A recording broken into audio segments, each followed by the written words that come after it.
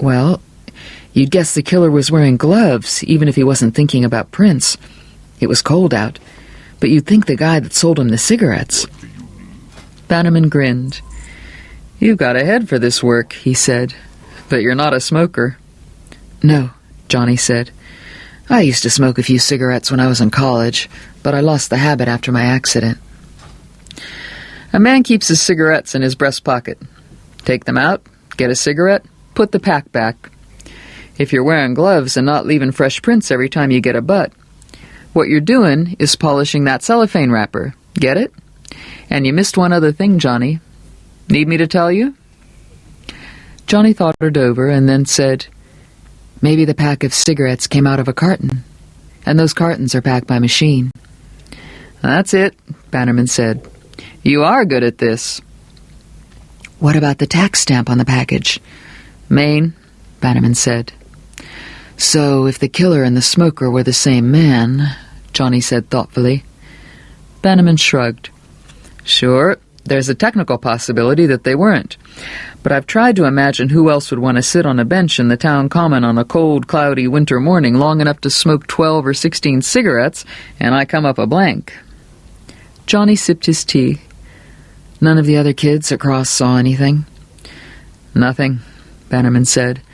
"I've talked to every kid that had a library pass this morning." "That's a lot weirder than the fingerprint business. Doesn't it strike you that way?" "It strikes me as goddamn scary.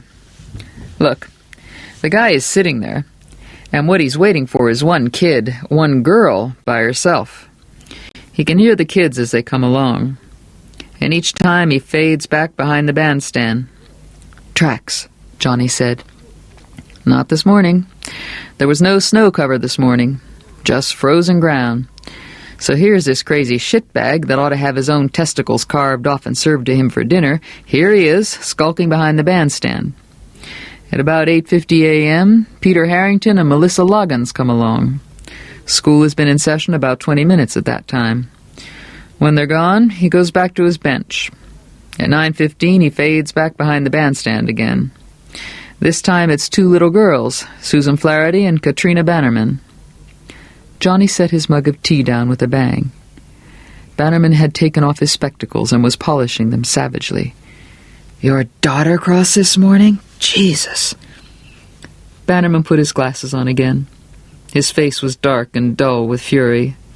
And he's afraid, Johnny saw. Not afraid that the voters would turn him out, or that the union leader would publish another editorial about nitwit cops in western Maine, but afraid because if his daughter had happened to go to the library alone this morning— "My daughter," Bannerman agreed softly. "I think she passed within 40 feet of that animal. You know what that makes me feel like?" "I can guess," Johnny said. "No, I don't think you can. It makes me feel like I almost stepped into an empty elevator shaft. Like I passed up the mushrooms at dinner and someone else died of toadstool poisoning. And it makes me feel dirty. It makes me feel filthy. I guess maybe it also explains why I finally called you. I'd do anything right now to nail this guy. Anything at all." Outside, a giant orange plow loomed out of the snow like something from a horror movie. It parked and two men got out. They crossed the street to John's and sat at the counter. Johnny finished his tea. He no longer wanted the chili. "This guy goes back to his bench," Bannerman resumed. "But not for long. Around 9:25 he hears the Harrington boy and the Loggins girl coming back from the library. So he goes back behind the bandstand again. Must have been around 9:25, because the librarian signed them out at 9:18. At 9:45, 3 boys from the 5th grade went past the bandstand on their way to the library. One of them thinks he might have seen some guy standing on the other side of the bandstand. That's our whole description. Some guy. We ought to put it out on the wire, what do you think? Be on the lookout for some guy." Bannerman uttered a short laugh like a bark. "At 9:55, my daughter and her friend Susan go by on their way back to school. Then, about 10:05, Mary Kate Henderson came along. By herself. Katrina and Sue met her going down the school steps as they were going up. They all said hi. Dear God, Johnny muttered. He ran his hands through his hair. Last of all, 10:30 a.m. The 3 fifth-grade boys are coming back. Well, one of them sees something on the bandstand. It's Mary Kate, with her leotard and her underpants yanked down, blood all over her legs. Her face... Take it easy, Johnny said and put a hand on Bannerman's arm. Nope, I can't take it easy, Bannerman said. He spoke almost apologetically. I've never seen anything like that. Not in 18 years of police work. He raped that little girl, and that would have been enough to, kill her. The medical examiner said the way he did it, she ruptured something and it probably would have, killed her. But then he had to go on and choke her. 9 years old and choked and left. Left on the bandstand with her underpants pulled down. Suddenly Bannerman began to cry. The tears filled his eyes behind his glasses, and then rolled down his face in 2 streams. At the counter, the 2 guys from the Bridgeton Road crew were talking about the Super Bowl. Bannerman took his glasses off again and mopped his face with his handkerchief. His shoulders shook and heaved. Johnny waited, stirring his chili aimlessly. After a little while, Bannerman put his handkerchief away. His eyes were red, and Johnny thought how oddly naked his face looked without his glasses. I'm sorry, man, he said. It's been a very long day. It's all right, Johnny said. I knew I was going to do that, but I thought I could hold on until I got home to my wife. Well, I guess that was just too long to wait. You're a sympathetic ear. Bannerman slipped his glasses back on. Nope, you're more than that. You've got something. I'll be damned if I know just what it is, but it's something. What else have you got to go on? Nothing. I'm taking most of the heat, but the state police haven't exactly distinguished themselves. Neither has the Attorney General's special investigator or our pet FBI man. The county ME has been able to type the sperm, but that's no good to us at this stage of the game. The thing that bothers me the most is the lack of hair or skin under the victim's fingernails. They all must have struggled, but we don't have as much as a centimeter of skin. The devil must be on this guy's side. He hasn't dropped a button or a shopping list or left a single damn track. We got a shrink from Augusta, also courtesy of the state AG, and he tells us all these guys give themselves away sooner or later. Some comfort.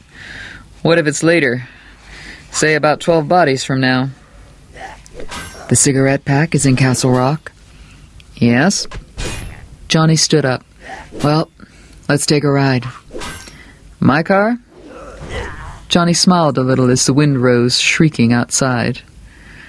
On a night like this, it pays to be with a policeman, he said. The snowstorm was at its height, and it took them an hour and a half to get over to Castle Rock in Bannerman's cruiser.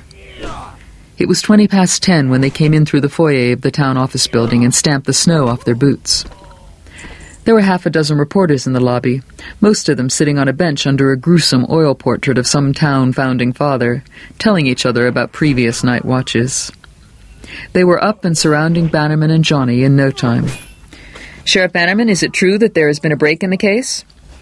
I have nothing for you at this time, Bannerman said stolidly.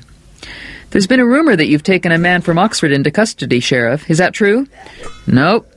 If you folks will pardon us. But their attention had turned to Johnny, and he felt a sinking sensation in his belly as he recognized at least 2 faces from the press conference at the hospital. Holy God! One of them exclaimed. You're John Smith, aren't you? Johnny felt a crazy urge to take the fifth like a gangster at a Senate committee hearing. Yes, he said. That's me. The psychic guy? Another asked. Look, let us pass, Bannerman said, raising his voice. Haven't you guys got anything better to do than... According to Inside View, you're a fake, a young man in a heavy topcoat said. Is that true? All I can say about that is Inside View prints what they want, Johnny said.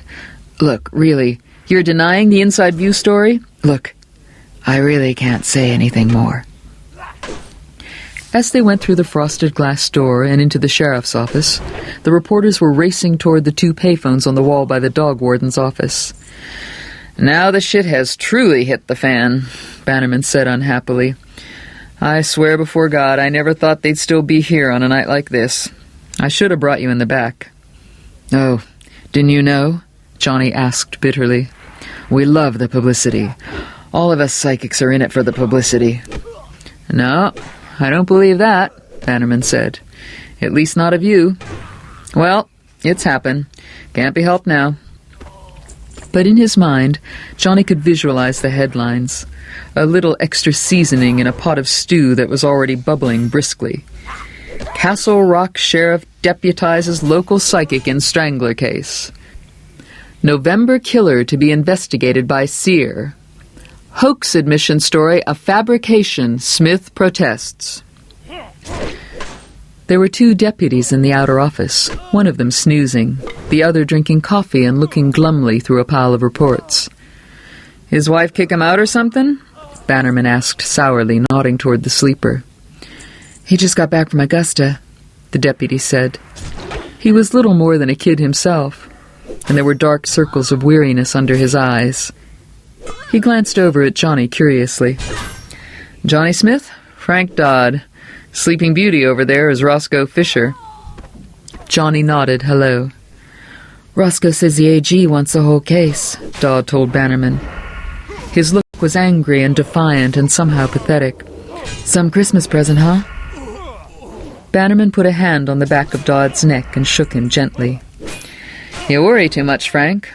Also, you're spending too much time on the case." "I just keep thinking there must be something in these reports." He shrugged and then flicked them with one finger. "Something."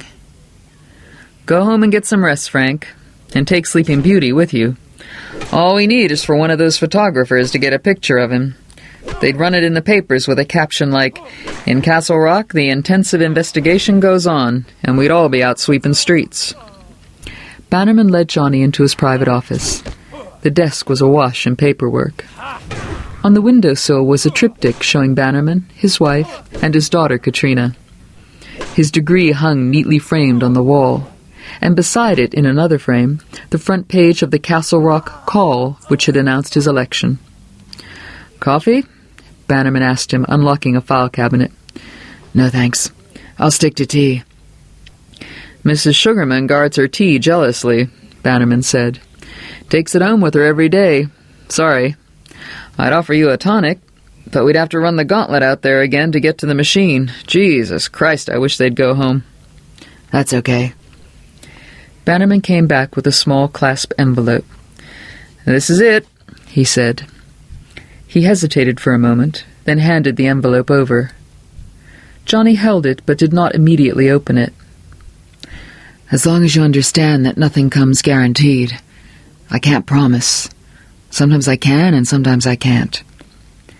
Bannerman shrugged tiredly and repeated, "No venture, no gain." Johnny undid the clasp and shook an empty Marlboro cigarette box out into his hand. Red and white box. He held it in his left hand and looked at the far wall. Grey wall. Industrial grey wall. Red and white box. Industrial grey box. He put the cigarette package in his other hand, then cupped it in both. He waited for something, anything, to come. Nothing did. He held it longer, hoping against hope, ignoring the knowledge that when things came, they came at once.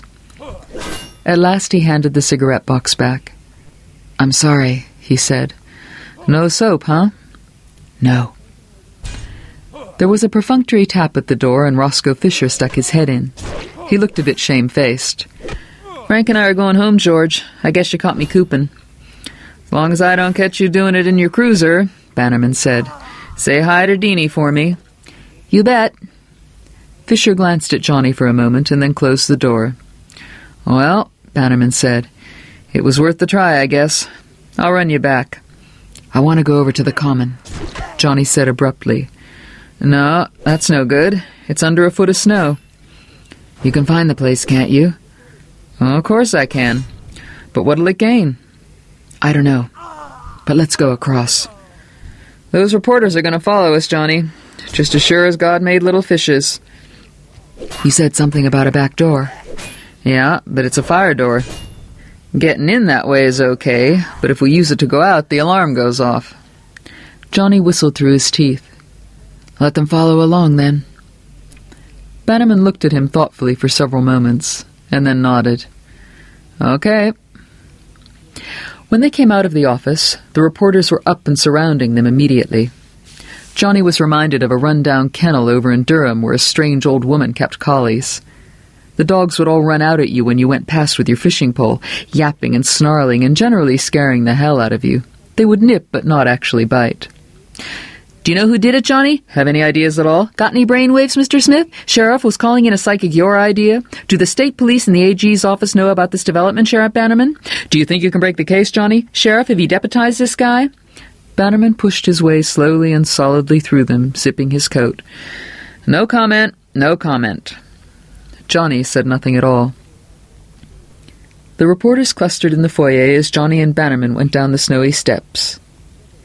It wasn't until they bypassed the cruiser and began wading across the street that one of them realized they were going to the common. Several of them ran back for their topcoats. Those who had been dressed for outside when Bannerman and Johnny emerged from the office now floundered down the town office steps after them, calling like children. Flashlights bobbing in the snow dark. The wind howled, blowing snow past them this way and that in errant sheets. You're not going to be able to see a damn thing, Bannerman said. Holy shit! He was almost knocked off his feet as a reporter in a bulky overcoat and a bizarre tam-o'-shanter sprawled into him. Sorry, Sheriff, he said sheepishly. Slippery. Forgot my galoshes. Up ahead, a yellow length of nylon rope appeared out of the gloom. Attached to it was a wildly swinging sign reading, Police Investigation. You forgot your brains, too, Bannerman said. Now you keep back, all of you. Keep right back. Town Common's public property, Sheriff, one of the reporters cried. That's right, and this is police business. You stay behind this rope here, or you'll spend the night in my holding cell. With the beam of his flashlight, he traced the course of the rope for them, and then held it up so Johnny could pass beneath. They walked down the slope toward the snow-mounded shapes of the benches. Behind them, the reporters gathered at the rope, pooling their few lights so that Johnny and George Bannerman walked in a dull sort of spotlight. Flying blind, Bannerman said. Well, there's nothing to see anyway, Johnny said. Is there? No, not now. I told Frank he could take that rope down any time. Now I'm glad he didn't get around to it. You want to go over to the bandstand? Not yet. Show me where the cigarette butts were. They went on a little farther, and then Bannerman stopped. Here, he said, and shone his light on a bench that was little more than a vague hump poking out of a drift. Johnny took off his gloves and put them in his coat pockets. Then he knelt and began to brush the snow away from the seat of the bench. Again Bannerman was struck by the haggard pallor of the man's face. On his knees before the bench, he looked like a religious penitent, a man in desperate prayer. Johnny's hands went cold, then mostly numb. Melted snow ran off his fingers. He got down to the splintered, weather-beaten surface of the bench. He seemed to see it very clearly, almost with magnifying power. It had once been green, but now much of the paint had flaked and eroded away. 2 rusted steel bolts held the seat to the backrest. He seized the bench in both hands, and sudden weirdness flooded him. He had felt nothing so intense before, and would feel something so intense only once ever again. He stared down at the bench, frowning, gripping it tightly in his hands. It was a summer bench. How many hundreds of different people had sat here at one time or another, listening to God Bless America, to Stars and Stripes Forever. Be kind to your web-footed friends, for a duck may be somebody's mother. To the Castle Rock Cougars fight song. Green summer leaves, smoky haze of fall like a memory of corn husks, and men with rakes in mellow dusk. The thud of the big snare drum. Mellow gold trumpets and trombones.